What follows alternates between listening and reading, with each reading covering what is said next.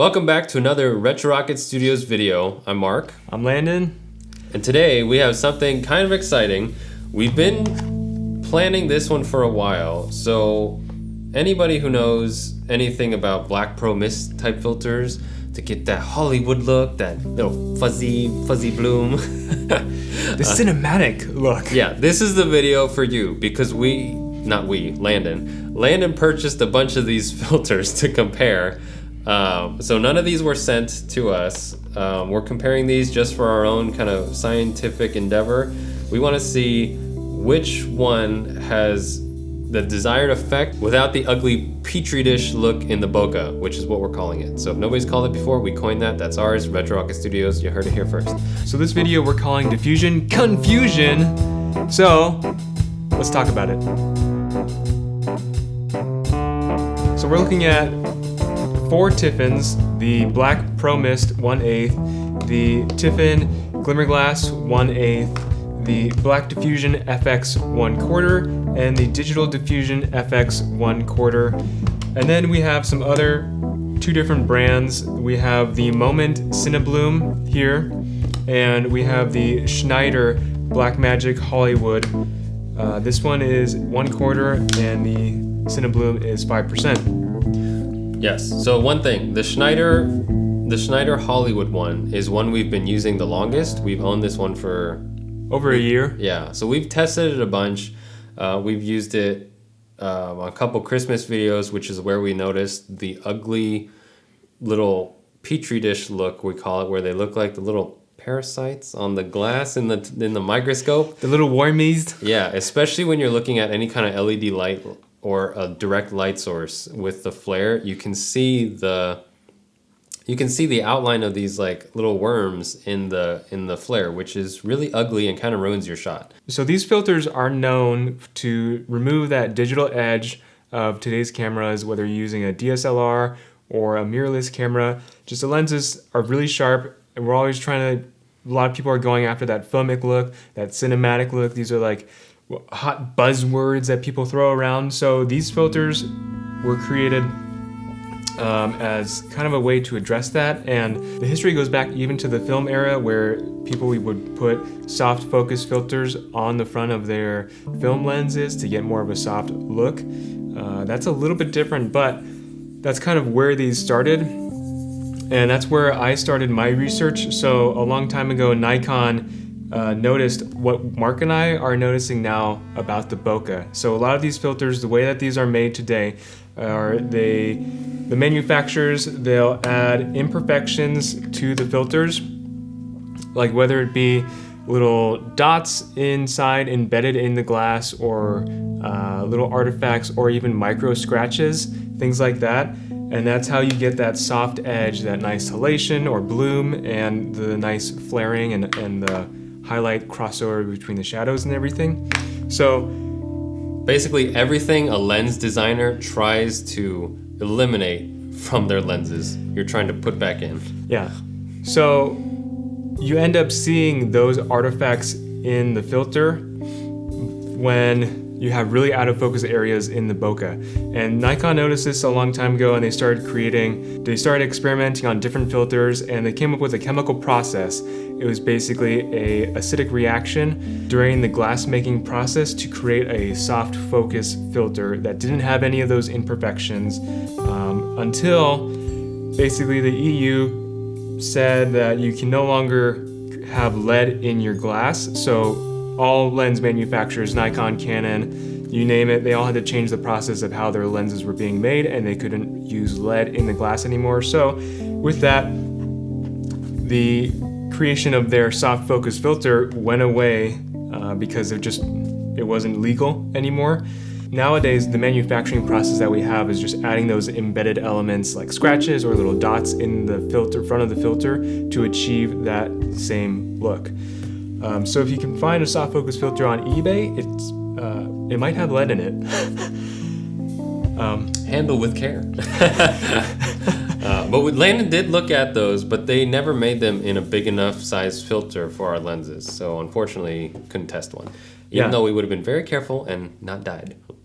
Yeah, and so today we're looking at all 82 millimeter sizes. We use them compare and contrast them between the same lenses on Nikon's mirrorless camera line, and one was on a tripod, the Z7 II with the Nikon 24-70 2.8 ZS lens, and I used, so that was our control, no filter on the front element. Full disclosure, we did have a variable ND filter on both the lenses.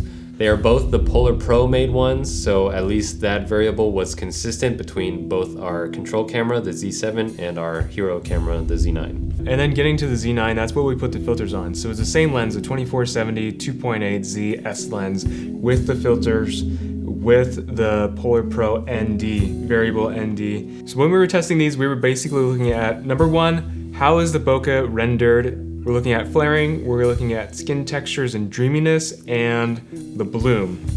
So first, we're gonna take a look at the black diffusion filter and the digital diffusion filter. These are each 1/4 strength. So we'll put the rest of these off to the side for now, and we're just talking about these two.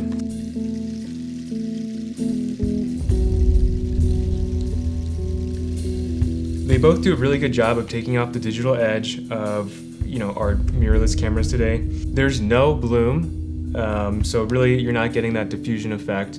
It's just more of a skin softening effect. So Marc's skin looks like he has a 10-hour regimen every morning to keep his glowiness.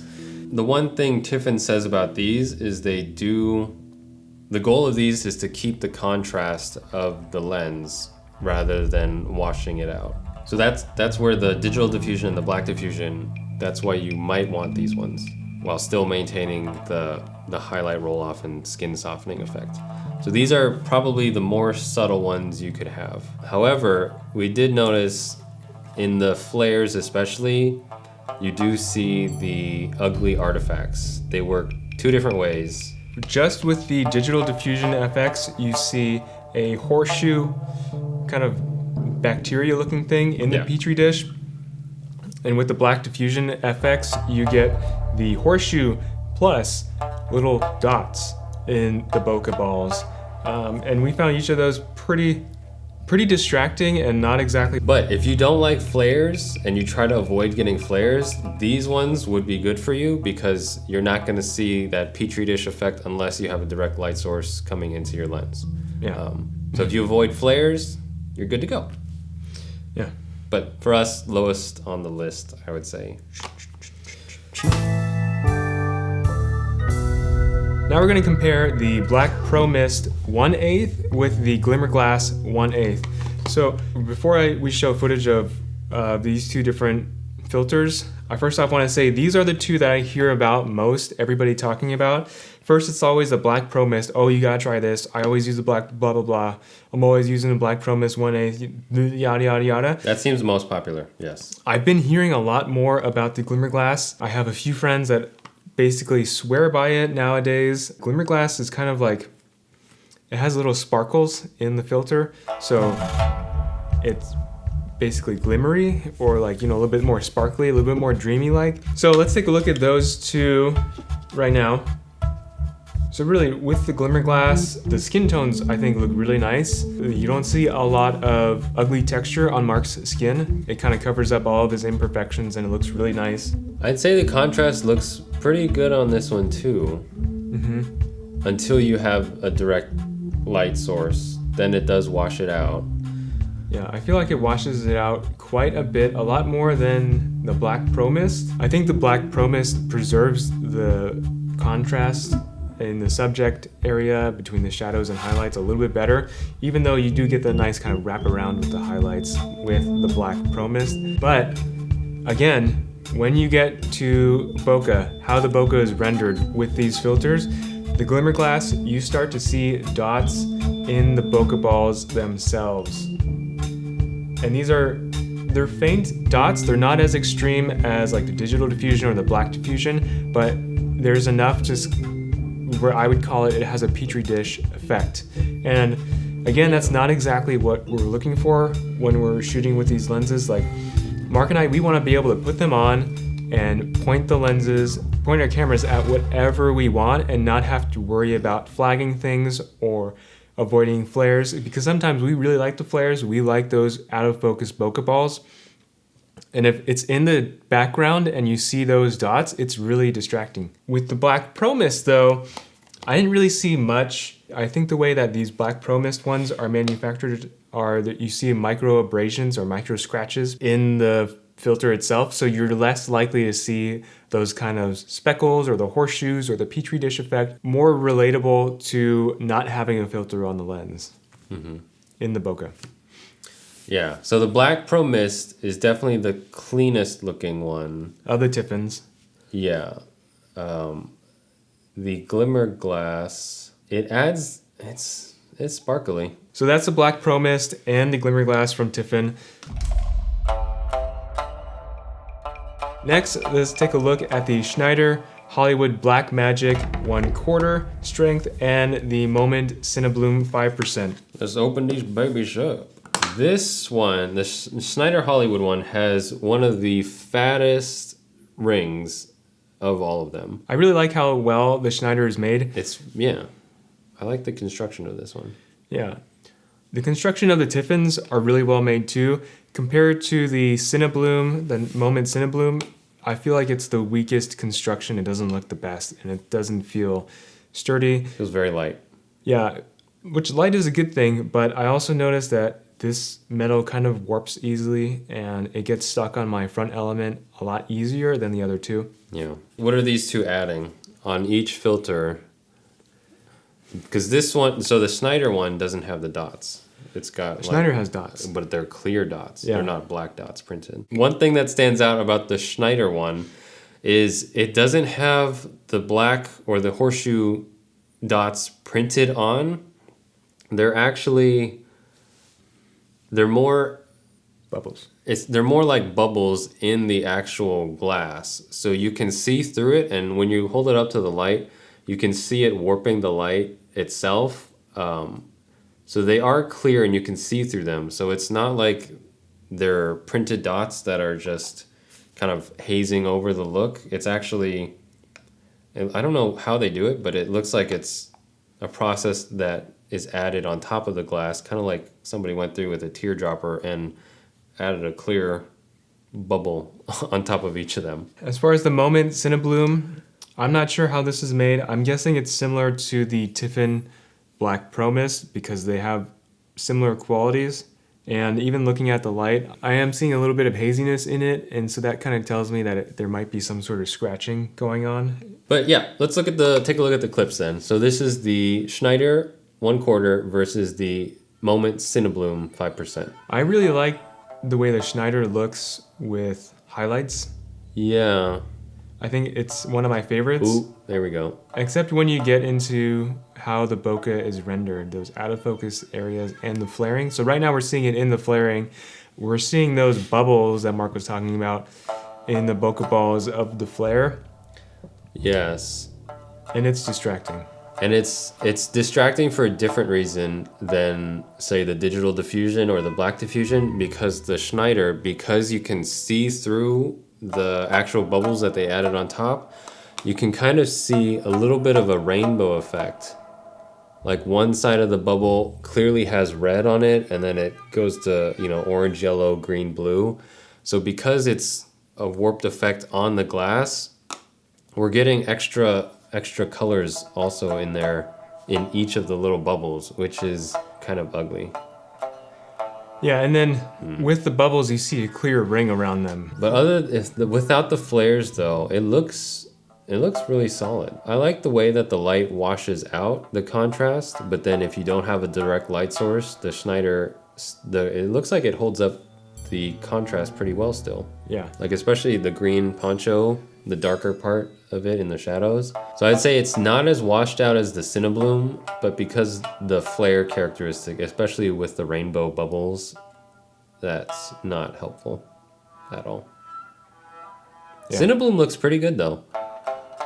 The Cinebloom flares don't have any weird artifacts in them. Something that makes it look like there's noise in the flares. Yeah. That's another reason why I think it was kind of a scratched yeah. menu process. Cinebloom not bad, I think the knock for us comes in the cheaper construction of it, though.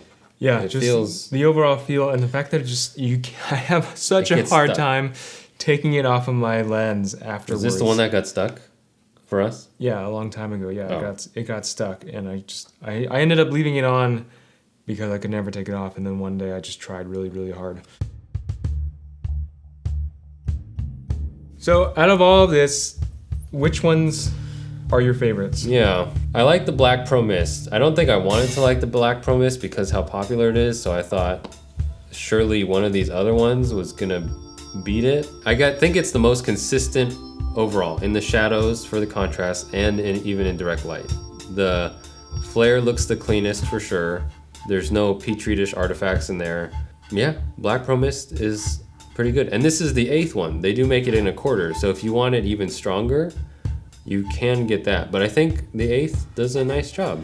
I think the 8th was stronger than I expected, actually. Yeah, I didn't think we would see as much of a difference between our Control Z7 and the Z9. I think for me, despite the bokeh rendering and the differences that we don't like how it renders the bokeh, I like the Schneider a lot because of the contrast that it still has and how it blooms the highlights into the shadows. It feels like it's a little bit more controlled and not all over the place. I have to knock it a lot because of how it renders the bokeh, and it makes me hesitant to want to use it on a regular basis. So for me, I would have to pick the Black Pro Mist 1/8 as my top favorite of the ones that we tested. Yeah, I think my least favorite are definitely the digital diffusion effects and the black diffusion effects. I don't really see a use for those. It's just gross. Those are very bad. And for a product that they made in order to be more subtle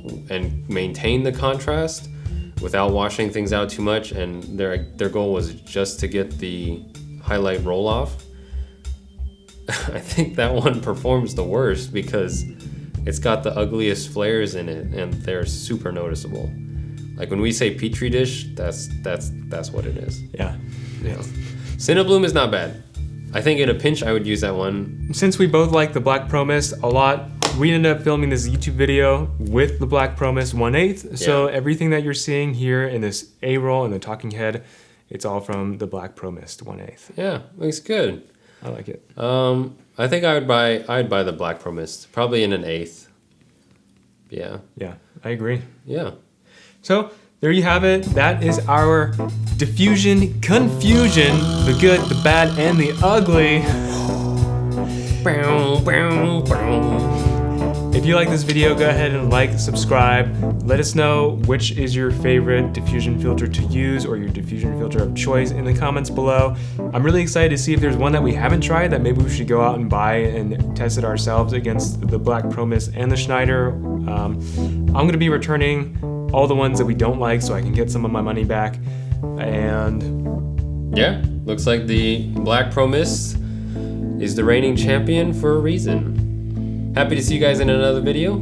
Thanks for watching, and we'll see you in the next one. cheers. Ding, ding, ding, ding, ding, ding, ding, ding, ding, ding.